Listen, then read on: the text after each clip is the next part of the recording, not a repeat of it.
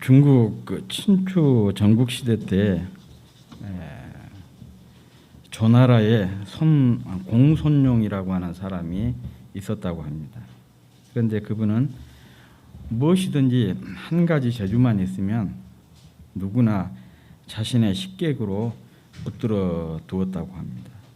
그런데 하루는 고함을 잘 지르는 사람이 찾아와 가지고 머물기를 청하자 흔쾌히 허락을 했습니다. 물론 그것도 특기냐면서 수군대는 사람들이 또 있었습니다. 아무튼 그 사람은 1년 동안 아무 하는 일 없이 놀고 먹었지만은 이 공손룡은 싫은 기색 하나 없었습니다. 그러던 어느 날 이 공손룡이 연나라에 다녀오다가 큰 강을 만나 길이 막혔어요. 그날 안으로 꼭 건너야 했기 때문에 멀리 강 건너 뱃사공을 불렀지만은 아무리 소리를 쳐도 사공이 듣지를 못했어요.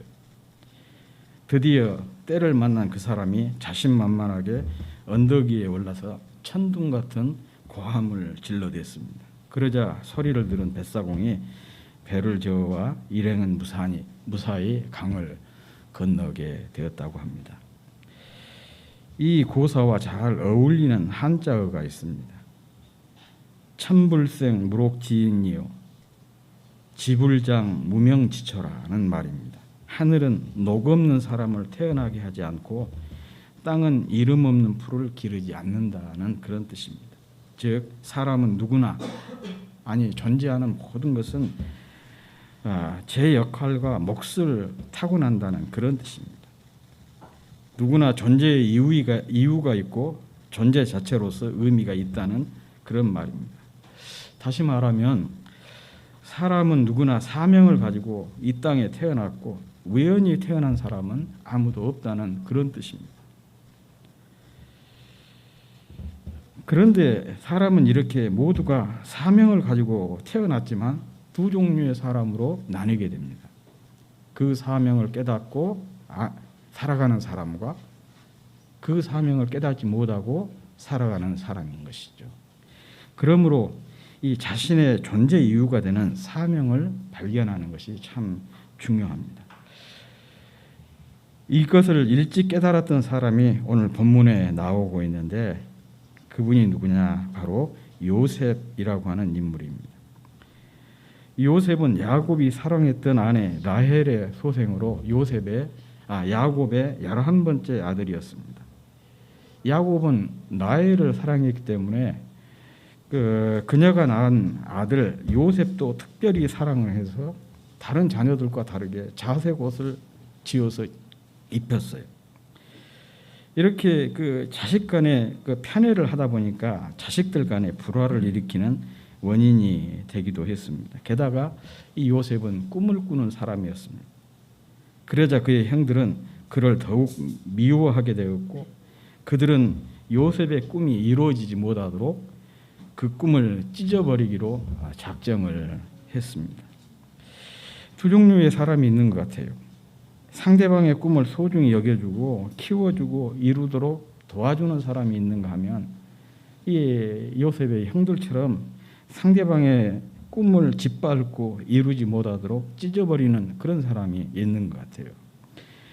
아무튼 요셉의 형들은 그를 죽도록 물이 없는 웅덩이에 가두었고 그러다가 마침 그때 미디안 상인이 지나가는 것을 보고 그래도 형제인데 죽게 하는 것보다는 돈을 받고 파는 것이 낫겠다 싶어서 은 20을 받고 미디안 상인에게 자기 동생인 요셉을 노예로 팔아버렸습니다.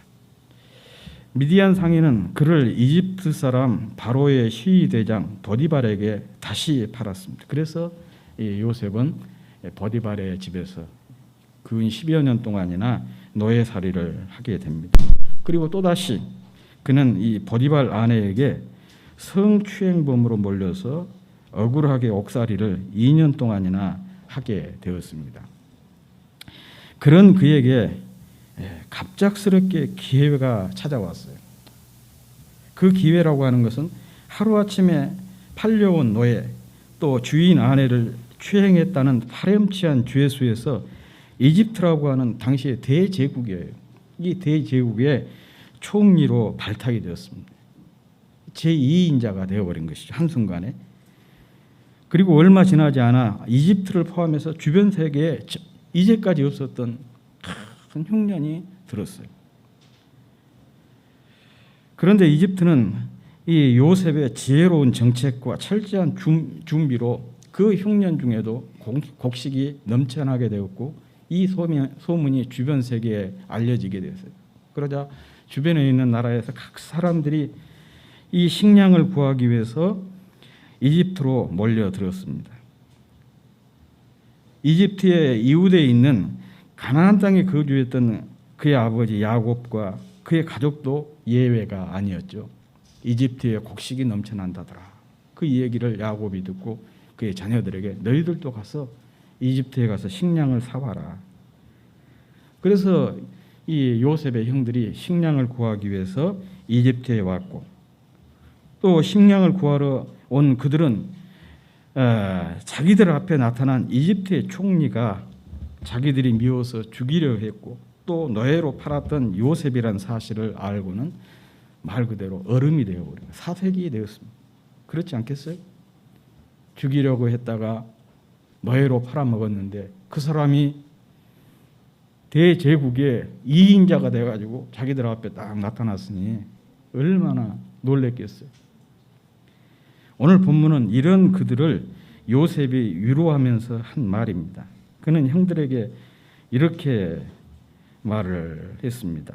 오늘 본문 4절 하반절에서 5절에 보면 나는 당신들의 아우 요셉이니 당신들이 애굽의 판자라.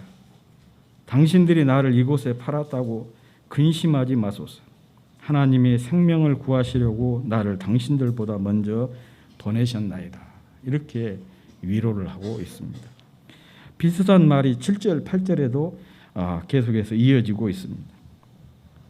형들은 자신을 팔았지만 자신은 팔려온 것이 아니라는 것이에요. 많은 생명을 구하려고 하나님께서 먼저 보내셨다.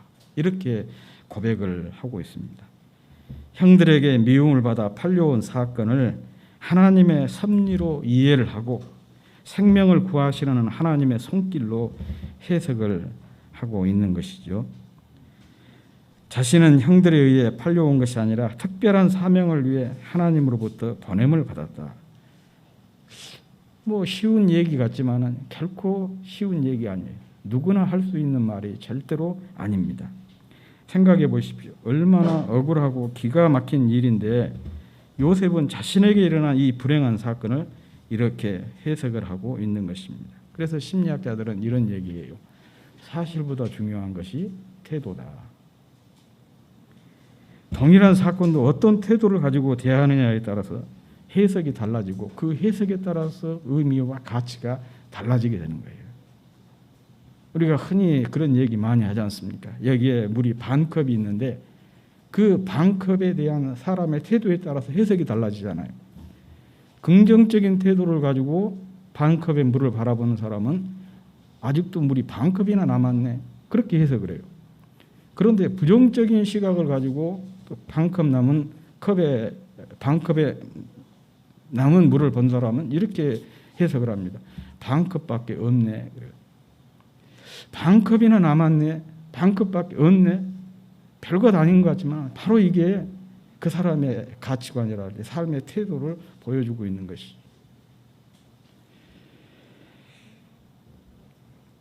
형제들이 작당을 해서 형제를 노예로 팔아먹은 이 악질 인신매매 사건 아니겠습니까? 그런데 그는 모두의 생명을 구하기 위한 하나님의 섭리로 또한 자신의 사명을 실현하기 위한 과정으로 이 사건을 해석을 하고 있는 그런 모습입니다. 그래서 이런 고백은 하나님의 섭리에 눈이 열린 사람, 자신에게 주어진 사명에 눈이 열린 사람만이 할 수 있는 그런 고백입니다. 잠언 16장 4절에도 보면 이런 말씀이 있어요. 여호와께서 온갖 것을 그 쓰임에 적당하게 지으셨으니 악인도 악한 날에 적당하게 하시느니라 그랬어요. 하나님은 모든 만물을 목적에 따라 만드셨고 심지어 악한 사람도 목적에 적합하도록 섭리하신다는 그런 뜻입니다. 요셉은 이와 같은 하나님의 섭리를 철저하게 믿었고 자신에게 일어난 일련의 불행한 사건을 여기에 적용해서 해석을 하고 고백을 하고 있는 것입니다. 신약에서도 이와 같은 철저한 섭리 신앙을 가진 사람이 나오죠. 바로 사도 바울입니다. 사도 바울이 로마서 8장 28절에서 이렇게 고백을 하고 있지 않습니까? 하나님을 사랑하는 자 곧 그 뜻대로 부르심을 입은 자들에게는 모든 것이 합력하여 선을 이룬다. 이 모든 것 속에는 좋은 일도 나쁜 일도 불행한 일도 다 포함이 되어 있어요. 이 땅에서 일어난 모든 일들은 다 하나님의 섭리적인 손길 속에서 일어나고 있다는 것이고, 그리고 그 좋으신 그 능력의 하나님께서 특별히 하나님을 사랑하는 자들에게는 그런 좋지 않은 사건까지도 좋은 일로 바꿔주신다는 그런 고백인 것이죠. 요셉도 자기에게 일어난 이 불행한 사건을 하나님의 섭리의 손길로 이해를 하고 거기에 적용을 해서 이런 멋진 고백을 하게 된 것입니다. 물론 우리가 여기서 기억할 것은 요셉이 형제들의 죄를 간과한 것은 아니에요. 분명하게 그렇게 얘기했잖아요. 당신들이 나를 팔았다. 그들의 형들의 죄를 그 요셉이 기억하고 있다는 얘기잖아요. 또 형제들의 그 행위가 잘못되었다는 것을 분명하게 얘기하는 그런 부분이거든요. 그렇지만 자신에게 일어난 그렇지만 그 죄를 묻지 않겠다고 그렇게 선언한 거예요. 용서한다는 얘기입니다. 왜냐하면 죄를 묻지 않는 것은 묻는 것은 자기 영역도 아니지만은 하나님의 섭리를 이해하니까 용서할 수가 있는 거예요. 언제 우리가 나에게 그 악한 행동을 하고 못된 행동을 하는 사람에 대해서도 용서할 수가 있냐 그러면 이런 하나님의 섭리를 이해할 때 용서가 가능해지는 거예요. 예를 들어서 두 사람이 다퉜어요. 싸웠어요. 그런데 한 사람이 뒤통수를 사정없이 쳐가지고 그냥 그 자리에서 절도를 해버렸습니다. 깜짝 놀래가지고 병원으로 싣고 가가지고 이제 MRI를 찍었어요. 찍었는데 어떤 결과가 나왔냐? 이 맞아가는 데는 아무런 이상이 없었는데 머리에서 종양이 발견이 된 거예요. 그러면 맞았던 사람이 자기를 친 사람을 고발하겠습니까? 나쁜 감정을 갖겠어요? 오히려 감사하다고 얘기를 하겠죠. 당신 때문에 내가 두 세상을 살게 되었다. 이런 일이 없었다면 내가 내 안에 머릿속에서 종양을 계속 키웠을 거 아니냐. 손쓸 수가 없었을 텐데 당신이 그렇게 때려줘가지고 불행한 일이지만 아무튼 그것으로 인해서 내가 이 종양을 조기에 발견하고 떼어낼 수가 있었지 않냐. 그와 마찬가지인 거예요. 예를 든다면 어떤 일들이 일어났을 때 절대로 우리 감정으로는 용서할 수가 없는 것이죠.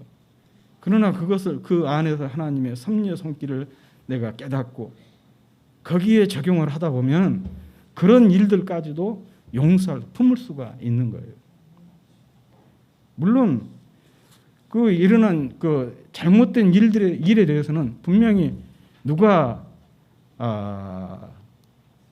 처리를 하시느냐 다루시느냐 하나님께서 분명히 다루십니다. 세상도 그러지 않습니까? 민사상의 일이나 그 형사상의 일이나 어떤 그 범죄 사건이 일어나면 우리 개개인들이 그것을 보복한다든지 처벌한다든지 그럴 권한이 없어요. 국가가 대신해 주지 않습니까? 내가 용서를 해도 소용이 없어요. 조금 참작은 하지만은 내가 용서한다고 해서 그 사람을 완전히 용서해 주지 않잖아요. 똑같습니다. 하나님과의 관계에서 내가 깨닫고 그런 은혜를 깨닫고 그 사람을 전폭적으로 형제들을 용서했다고 해서 하나님의 형제들의 죄를 그들이 저지른 죄에 대해서 죄까지 탕감해주고 그렇지는 않다는 거죠. 그래서 사실은 우리가 할 수 있는 것은 그저 용서하는 일이 우리가 하는 일이거든요. 우리에게는 이 보복할 수 있는 권한도 또 죄를 물을 수 있는 권한도 없는 거예요. 그런데 그 용서가 안 되는 것이 왜 안 되느냐? 이 사실을 깨닫지 못하니까 그런 거예요. 그런데 요셉처럼 거기에서 하나님의 섭리의 손길을 깨닫고 그것을 현재 자기가 겪은 사건에 적용해서 믿음으로 고백을 하게 되면 자연스럽게 용서가 가능해지는 것이죠. 아무튼 어떤 철학자는 인간을 누군가에 의해서 이 세상에 던져진 존재다, 그렇게 얘기를 했습니다. 어떤 의미나 목적도 없이 자신의 의지에 상관없이 어떤 환경과 상황에 그저 돌멩이나 휴지처럼 던져졌다는 것이죠. 우리가 돌멩이를 던지고 휴지를 던질 때 어떤 목적을 가지고 던집니까? 그냥 버리잖아요.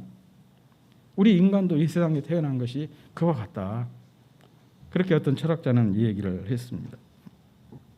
그러나 성경은 다릅니다. 인간은 누군가에 의해서 의미나 목적도 없이 그저 던져진 존재가 아니라 하나님으로부터 보냄을 받은 존재다. 이 보냄을 받았다는 것은요, 뭐가 전제되어 있느냐? 특별한 사명이 전제되어 있는 거예요. 내가 우리 태영 형제를 어디에 심부름을 보내면 아무 이유도 없이 어디 다녀와라, 3층에 좀 다녀와라, 그렇게 이 얘기 하겠어요? 하다못해 내가 지금 목이 마르니까 물 조금 뜨고 와라. 뭔가 거기에 미션을 줘가지고 보낸 것이죠. 이 보냄을 받았다는 의미는 이 어떤 사명, 특별한 사명이 있다라는 것을 전제하고 있는 것이죠.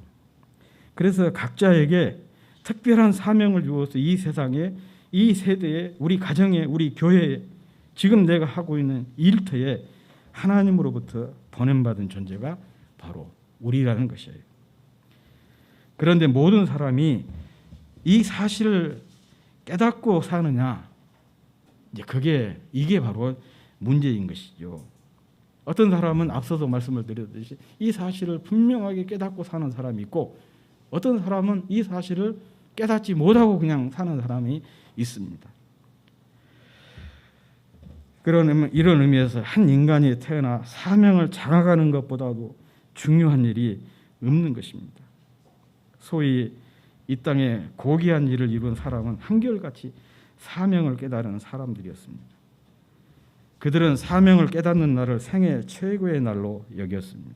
칼 힐티라고 하는 분, 요즘 젊은 사람들은 잘 모를 거예요. 그러나 제 연배 되는 사람들은 칼 힐티를 다들 기억할 겁니다. 그 사람의 행복론이라든지 잠 못 이룬 밤을 위하여, 이런 책도 유명한 분이거든요. 그분이 이런 말을 했어요. 인간 생애 최고의 날은 자기의 사명을 발견하는 날이다. 그렇습니다. 사명을 깨닫고 살기까지는 살아도 사는 것이 아닙니다. 루소는 두 종류의 사람을 얘기했거든요. 하나, 사람은 두 번 태어난다. 두 종류의 사람을 얘기한 것이 아니라 사람은 두 번 태어난다, 그런 얘기였어요. 한 번은 존재를 위해서 태어나고 다른 한 번은 사명을 위해서 태어난다. 그냥 한 번은 생물학적으로 이 땅에 태어난 것이에요. 그런데 두 번째 태어난 것은 사명을 자각하는 것, 그것이 두 번째 탄생으로 이 얘기를 하고 있는 것이죠. 그런 의미에서 사람이 살면서 내가 무엇을 위해 왜 살아야 되는지 그 이유를 모르고 사는 것은 살아도 사는 것이 아니다, 그런 결론이 나오게 되는 것이죠. 그러므로 우리는 하나님의 선하신 뜻을 이루기 위해서 이 땅에 보냄을 받았습니다. 지금까지 여기까지 이 자리에까지 왔습니다. 이렇게 섭리하신 하나님의 선하신 뜻에 우리의 눈이 열려야 합니다. 우리를 이곳에 보내신 주님의 뜻, 곧 우리의 사명에 눈이 열려야 합니다. 그래야 성공을 넘어서 가치 있는 삶, 하나님께서 기뻐하시는 영광스러운 삶을 살아낼 수가 있는 것입니다. 또 하나님께 기쁨이 되고 영광이 되는, 또 주님의 마음을 시원케 해드리는 재물과 같은 삶을 살 수 있는 비결이 바로 여기에 있는 것입니다. 흔히 우리가 집안에만 틀어박혀 밖으로 나오지 않는 것을 가리켜서 두문불출이라 그렇게 얘기하지 않습니까? 그런데 이 두문불출이란 단어의 유래가 우리나라에서 생겼어요. 굉장히 그 비극적인 역사를 배경으로 하고 있는 그런 얘기입니다. 고려가 무너지고 조선이 들어섰을 때 고려의 선비들이 불사이군, 두 사람의 임금을 섬길 수 없다, 그런 정신을 외치면서 관직을 버리고 집을 떠나서 두문동 골짜기에 숨어 들어갔습니다. 그리고 그곳에 들어간 그들은 다시 세상으로 나오지를 않았습니다. 여기에서 생긴 말이 두문불출입니다. 두문동에서 나오지 않았다. 역사는 그들을 가리켜서 두문동 72현이라고 부르는데, 원래 그곳에 들어간 사람은 72명이 아니라 73명이었다고 합니다. 그런데 한 사람이 그곳을 나온 바람에 72명이 되었어요. 거기에서 나온 사람이 누구냐? 세종시대의 명재상이었던 황희입니다. 이성계가 새로운 나라를 세우고 이끌어갈 인재를 뽑기 위해서 과거 시험을 치렀지만 선비들이 참여하지 않고 다 두문동 산속으로만 들어가니까 화가 났어요. 그러잖아요. 새로운 나라를 세워서 새로운 인재를 등용시켜가지고 멋지게 한번 해보고 싶은데 쓸만한 사람들은 다 산속으로 들어가 안 나와 버리니까 얼마나 화가 났겠어요. 그래서 나와서 시험을 보라고 달래도 보고 협박도 하고 회유도 하고 그래도 소용이 없었어요. 이제 이게 선비의 특징이잖아요. 선비들은 회유한다고 해서 달랜다고 해서 협박한다고 해서 먹히는 사람들이 아니지 않습니까? 그래서 마지막으로 한 번 더 기회를 주겠다고 하면서 만약에 이번에도 나오지 않으면 두문동 전체를 불바다로 만들겠다, 엄포를 놨어요. 그때 두문동에 모인 선비들이 마지막 회의를 열었습니다. 그리고 누군가 한 사람은 살아서 후세에 우리 이야기를 전해야 한다고 생각을 했던 것입니다. 그래서 선택된 사람이 황희였습니다. 이 두문동 학살이 일어나던 날 밤 황희만 홀로 눈물을 흘리며 그곳을 나왔고 나머지 72명은 모두 불에 타 죽고 말았습니다. 조선 왕조 초기에 일어난 아주 끔찍한 사건이었습니다. 이후에 황희는 동료의 죽음이 헛되지 않도록 오직 백성만 위해서 살았습니다. 세종대왕의 놀라운 업적 뒤에는 황희의 삶과 섬김이 있었던 것이고 또 이분이 청백리의 화신이 될 수 있었던 것도 바로 이것이죠. 자기 한 목숨이지만 한 목숨이 아니에요. 자기 뒤에 72명의 그 동료들의 죽음이 있지 않습니까? 그 엄중한 책임의식을 가지고 살았기 때문에 그런 삶이 가능했던 것이고 또 세종시대의 그 놀라운 업적 뒤에는 이런 황희의 삶과 섬김이 있었던 것입니다. 예수님께서 황희처럼 이 사망의 불구덩이에서 구원하여 하나님의 자녀가 되는 은혜를 우리에게 주셨습니다. 우리는 이 사실을 잊지 않고 항상 기억해야 됩니다. 신앙생활이 뭐냐? 전에도 제가 한번 말씀드렸고요. 기억의 확대, 기억의 확장입니다. 무슨 기억이냐? 이 불구덩이와 같은 세상에서 구원해 주신 이 사건에 대한 기억, 이 사건을 늘 이 사건에 대한 기억을 확장시키고 확대시키는 것이 바로 신앙생활인 것입니다. 예배의 본질적인 것도 그런 거 아니겠습니까? 내게 베풀어 주신 그 은혜를 기억하는 것이고 여기에 대한 보답하는 행위가 바로 예배 아니겠습니까? 찬양도 그렇고 기도 생활도 마찬가지예요. 그리고 기회에 있는 대로 이 은혜에 보답하는 삶을 사는 것이 뭐냐? 성도의 삶인 것입니다. 그러기 위해서는 나에게 이런 놀라운 일을 행하신 나를 향한 주님의 뜻을 묻고 그 뜻에 눈이 열리도록 기도를 해야 됩니다. 그 불구덩이에서 저를 건지신 이유가 무엇입니까? 무엇에 쓰시려고 그곳에서 저를 건져주셨습니까? 그러니까 늘 이렇게 기도해야 되죠. 그러면 그 이유에 대해서 그 목적에 대해서 우리의 눈이 열리게 되는 것이고 우리의 눈이 열리면 성공을 넘어 가치 있는 삶, 주님을 기쁘시게 하는 영광스러운 삶, 주님 앞에 재물과 같은 그런 삶을 살아낼 수가 있는 것입니다. 저와 여러분이 정말 성공을 넘어서 가치 있는 삶, 주님께 영광이 되는 영광스러운 삶, 또 주님의 마음을 시원케 해드리는 재물과 같은 삶을 사는 주인공들이 다 될 수 있기를 주의 이름으로 축복합니다.